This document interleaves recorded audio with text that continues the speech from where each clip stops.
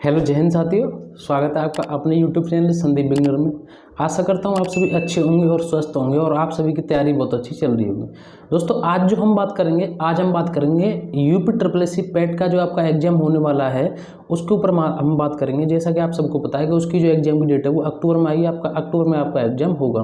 तो हम उसी को लेकर के हम बात करेंगे कि किस सब्जेक्ट में किस तरीके से किस पर सबसे ज़्यादा ध्यान देना चाहिए और किन चीज़ों को इग्नोर करना चाहिए। यानी कुछ चीज़ें देखिए, पढ़ने में क्या होता है, जो सबसे मुझे अच्छा एक रूल लगा है वो हर किसी को फॉलो करना चाहिए। पढ़ने में जितना ज़रूरी ये होता है ना कि क्या पढ़ना चाहिए, उतना ही ज़रूरी ये होता है कि क्या नहीं पढ़ना चाहिए हमें।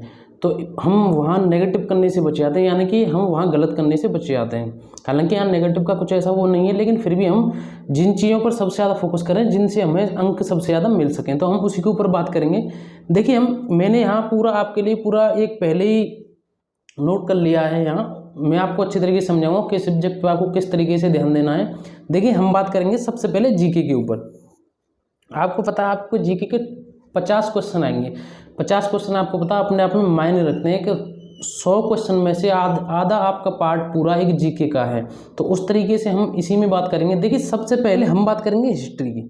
आपकी जो हिस्ट्री है 10 नंबर की आएगी। इस 10 नंबर में से आपकी 5 नंबर की तो बिल्कुल इसमें मॉडर्न हिस्ट्री अलग से दी हुई है, जो आपका राष्ट्रीय आंदोलन के लिए अलग से 5 नंबर की है, और बाकी बचे 5 नंबर उसमें आपके एनिशिएंट मिडवल इस तरीके की सभी आपकी उसमें आएंगी। तो देखिए सबसे पहले तो ये जो आपका 5 नंबर का जो वो है मॉडर्न हिस्ट्री का, उसमें आपको जो 1857 की क्रांति पर विशेष ध्यान देना है, और बाकी भी जितने भी आंदोलन हुए हैं ना, देखिए किस किस जगह पे आंदोलन में कहाँ कहाँ पर किसने अपनी एक अच्छी भूमिका निभाई उनके नाम पूछे जाता है, कहाँ से आंदोलन चालू हुआ, किस वजह से हुआ, क्यों हुआ।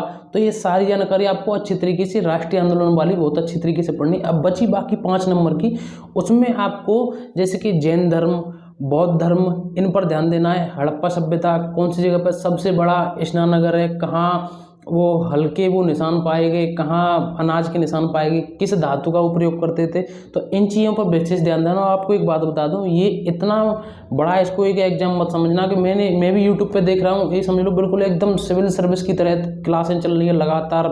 1 घंटे इसकी क्लास, 1 घंटे उसके 5-5, 6-6 घंटे तो यार आपकी क्लास चल रही है। उसमें आप कितना खुद पढ़ोगे, उसके बाद नोट भी करोगे, रिवीजन कितना करोगे, दिमाग की दही मच जाएगी। तो इस वजह से कह रहा हूँ एक अच्छी स्ट्रेटेजी बना करके तब आराम से पढ़िए इसको।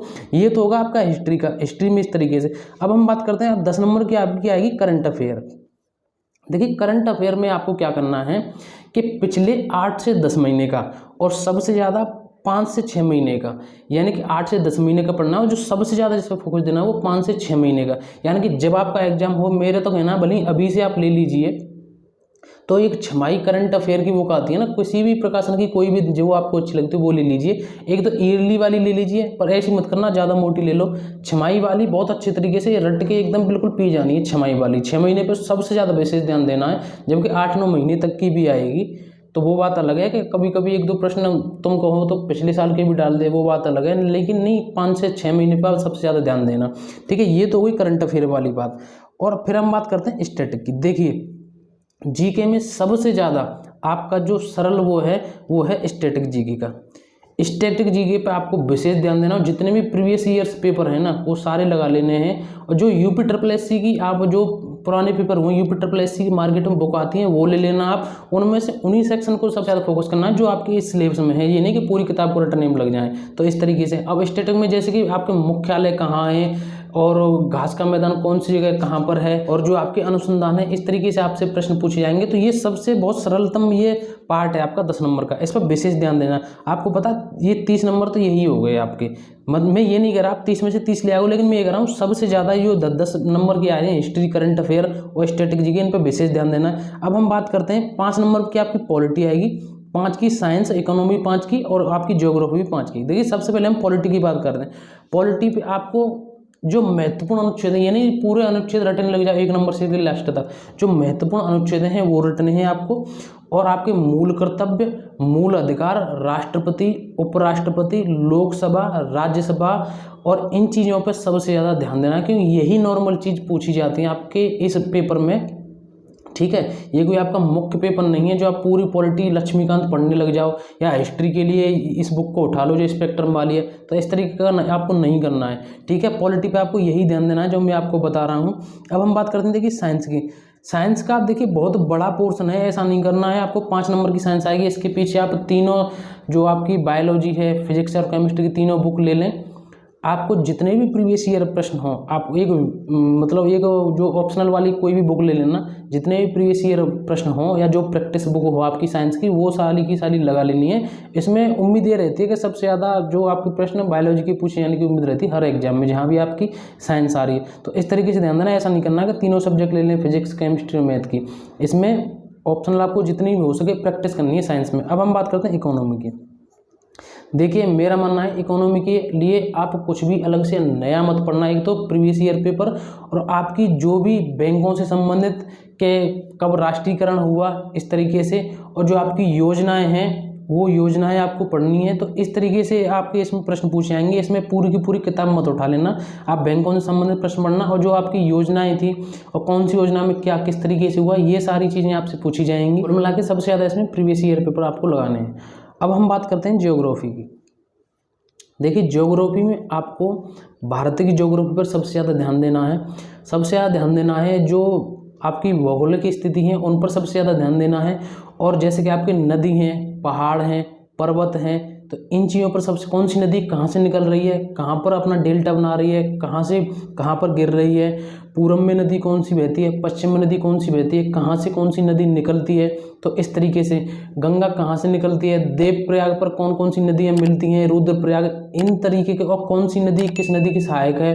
तो इस तरीके से आपको ये ज्योग्राफी में ये आपको पढ़ना है। और वायुमंडल के बारे में जानना है आपको कि जो जैसे कि प्रश्न पूछ लिया था, जो आपके ये जो जहाज उड़ रहे हैं ये कौन से मंडल में उड़ते हैं। तो इस तरीके से आपको ये सारी जानकारी इस तरीके से, और जो आपका टाइम जोन होता है ना, टाइम जोन करना है आपको, ये सारी चीज़ें एक एक टॉपिक उसमें दिया गया है। तो इस वजह से सिर्फ उसमें जो दिए गए उन्हीं चीज़ों को पढ़ना, ज़्यादा इसमें वो नहीं करना। और प्रीवियस ईयर सभी प्रश्न के लगा लेना। मैं आपसे फिर कह रहा हूँ, एक UPSSC की एक बुक कोई भी ले आना मार्केट से, उसके जितने भी प्रीवियस ईयर पेपर हों वो सारे लगा लेना। लगाने सिर्फ वही हैं जो हमारे सिलेबस में दिए गए हों।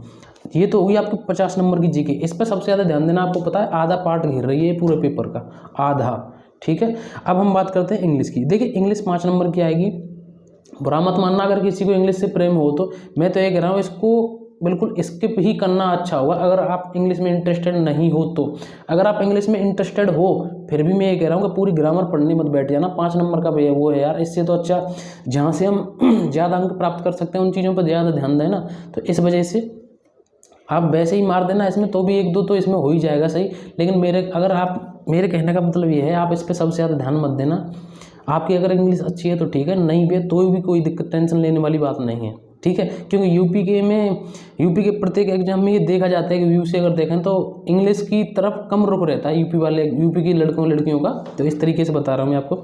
अब हम बात करते हैं मैथ की। देखिए मैथ की अगर हम बात करना है तो मैथ की आप टोटल 25 क्वेश्चन आएंगे आपके लिए।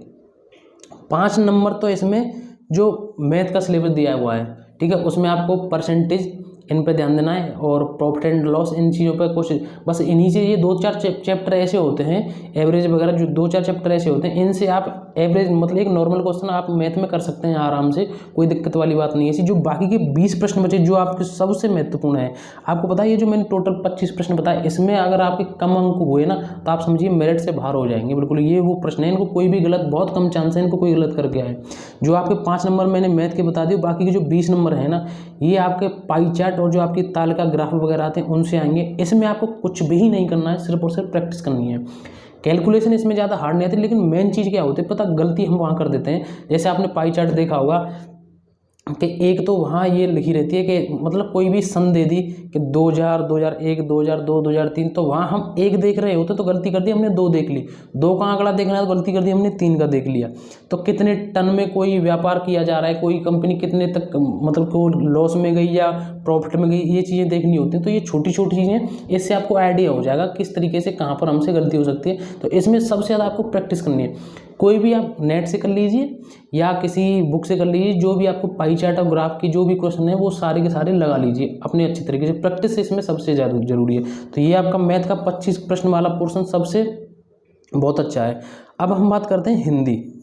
देखिए हिंदी में आपका 10 नंबर का आपका गद्यांश आएगा। इसमें भी आपको प्रैक्टिस करनी है, जिससे आपको एक अंदाजा ये हो जाएगा कि गद्यांश में किस तरीके से प्रश्न पूछे जाते हैं, उसका मतलब क्या रहता है, उसका जो निचोड़ है हम किस तरीके से निकाल के उसमें बता सकते हैं। तो ये सारी चीज़ें पर आपको विशेष ध्यान देना। सबसे जरूरी बात बार बार कह रहा हूँ, प्रैक्टिस प्रैक्टिस प्रैक्टिस। इन चीज़ों की सबसे ज़्यादा प्रैक्टिस करो। देखिए प्रश्न किसी में से छांटना कोई एक ऐसी कठिन बात नहीं, लेकिन उस जो आप वो प्रश्न पूछ रहा है उसको ये सोच लेना कि पूछना क्या चाह रहा है, तो इस वजह से उसका आंसर क्या होना चाहिए। ये सारी चीज़ों का हमें पता है, एक्सपीरियंस तब होता है जब हम प्रैक्टिस करते हैं। तो या इन सारी चीज़ों की आपको प्रैक्टिस करनी है। गद्यांश आपको एक तरीके से अच्छे तरीके से लगाने, जिससे ये समझ हो जाए कि पूछना क्या चाहता है हमसे वो। ठीक है, अब बची 5 नंबर की आपकी ग्रामर आएगी हिंदी में। उसमें आपके संधि, विलोम, पर्यायवाची, मुहावरे ये सारे कर लेने। आप चाहे तो लूसेंट से कर लीजिए, ये आदित्य पब्लिकेशन की बुक आती है उनसे कर लीजिए। प्रैक्टिस करते चलिए साथ साथ में। इसमें जो आपको वही टॉपिक देखिए जो आपको वहाँ सिलेबस में दे रखे हैं। यार यूपी पैट का इतना जो आपका सिलेबस दिया, एक एक चीज़ आपको एक एक पॉइंट समझा, बस एक प्रश्न नहीं छोड़ेगा, ये प्रश्न आएंगे, बाकी आपको सिलेबस एक एक पॉइंट समझा दिया उसमें। ठीक है, तो इस तरीके से। अब बची आपकी रीजनिंग 5 नंबर की। इसमें से भाई साहब मैं कह रहा हूँ 5 में से 4 भी नहीं हो जाए, 5 के 5 भी सही होने चाहिए। इसमें जो सबसे ज़रूरी है, आपको ABCD पूरी रट लेनी है, A से लेकर Z तक। कहने में आसान लगता है कि ABCD तो हम पे आती है, A से लेकर Z तक पूरी रट लेनी है कि कौन से नंबर पर कौन सी है। जैसे कि किसी के मुंह से निकले ना कि T20, Q17, बस सीधा ऐसे निकले, इस तरीके से रट लीजिए। L12, तो इस तरीके से रट लीजिए, जिससे आपको जो भी अक्षर दिखाई दे तुरंत दिमाग में आना चाहिए कि ये अक्षर उस जगह पर है। ठीक है, और उनके उल्टे क्रम भी रट लीजिए। उल्टे क्रम में पूछ लेता है, जैसे विपरीत पूछ लेता है। तो इस तरीके से ये आपका पूरा 100 नंबर का मैंने पेपर यहाँ बता दिया अच्छे तरीके से। अभी भी आपको कोई डाउट हो या मैं कुछ भूल गया हूँ तो आप कमेंट करके ज़रूर बताइए।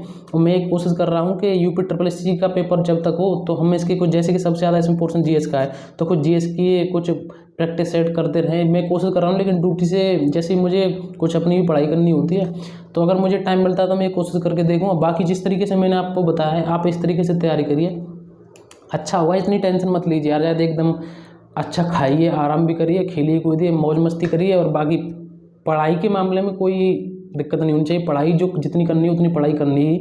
टाइम का कुछ ऐसा वो मत लेके बैठिए कि टाइम इतना हम घंटे पढ़िए। जब तक आपको मन करता है जब तक पढ़िए। अच्छा लगना चाहिए आपको। अगर पढ़ना अच्छा लग रहा है तो वहाँ टाइम नहीं देखा जाता, मन से पढ़िए। और आगे भी जैसे भी कोई बात होगी मैं आपको बताता रहूँगा। अभी भी आपको कोई डाउट हो कमेंट करके ज़रूर बताएं। उम्मीद करता हूँ आपको ये वीडियो अच्छी लगी होगी। फिर मिलेंगे एक अगली नई वीडियो में। अगर आप हमारे YouTube चैनल पर नए आए हो तो इसी तरीके की अपडेट लेने के लिए, इसी तरीके की जानकारी पाने के लिए हमारे चैनल को जरूर सब्सक्राइब करें। अब मिलेंगे हम दोस्तों अगली एक नई वीडियो में नए टॉपिक के साथ। वीडियो को लास्ट तक देखने के लिए आपका बहुत बहुत धन्यवाद।